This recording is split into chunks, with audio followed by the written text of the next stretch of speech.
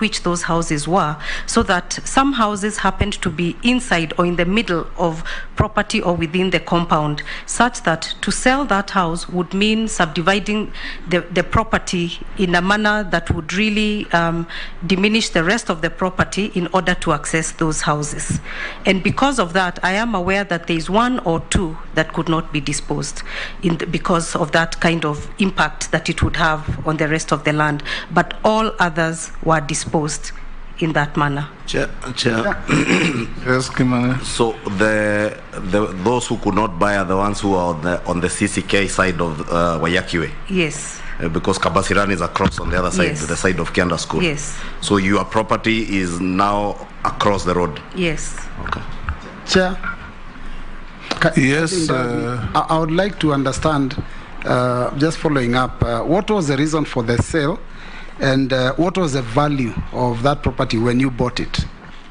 The reason for the sale was in keeping with a government move to get out of non-core operations, and therefore houses and the like, except for critical buildings, were being disposed. And this is how we ended up buying it. And if I recall correctly, the price at that point was about 38 million shillings. That was the market valuation given. Which year was that? It's about 10 years ago, 10, 12 years ago. Moving to the next question, where Honorable Wandai spoke about the time that I acted and that there was court action and there was a lot of turmoil in the boardroom. Perhaps I could go to this issue from a sequencing. This turmoil in the boardroom happened before. It happened before I was appointed. If my memory serves me right, it happened around March or April of 2019. I was appointed in August. of 2019. So I would want to believe that the two issues were not related. So there were court battles in which you are also involved. Injuncting you from going to the office, lifting the injunction. Yes, I'm still progressing. If my memory serves me right. Yes, I'm still progressing. So I was appointed in August, on August 22nd, and by that time, already there was court action, because in April 2019, there was court action challenging the legitimacy of appointment of board of directors.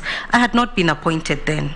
So that by August 22nd, when the then DG's term came to an end, there was no sitting board.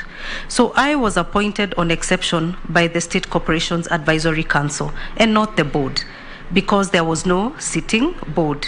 And subsequent thereto, I proceeded... But who announced your appointment? Wasn't it the minister? Yes, I was appointed by SCAC, but the appointment was announced by the chair of the board, who could not convene a board meeting because the board was inquirite. Minister Mucheru who announced your appointment? No, it was announced by the sitting chair then, with the public sector board members who were present, because the board was not quorate. But that indeed was during the tenure of CS Mucheru. Yeah, but Chair, how was the former DG removed? If even though his tenure came to an end, and he was complaining that he is being removed from office unceremoniously, if the board was not fully constituted, how was he exited from the corporation? Mercy. The term of the DG's term came to an end by operation of law, and that came to an end on 22nd of August 2019. He went to court? Yes, he did go to court, indicating that he required an additional term to carry on, but by the term of law, the term came to an end. So it is at that time I was appointed by SCAC. But if he knew his term has come to an end, was he a madman to go to court? And Chair, as she answers that, no, this is very important, Honorable Chair. It was at the heart of this issue, really. Do you remember sometime in November 2019, when you, together with some members of the board, called the media to the authorities' offices in an attempt at what you called clarifying a court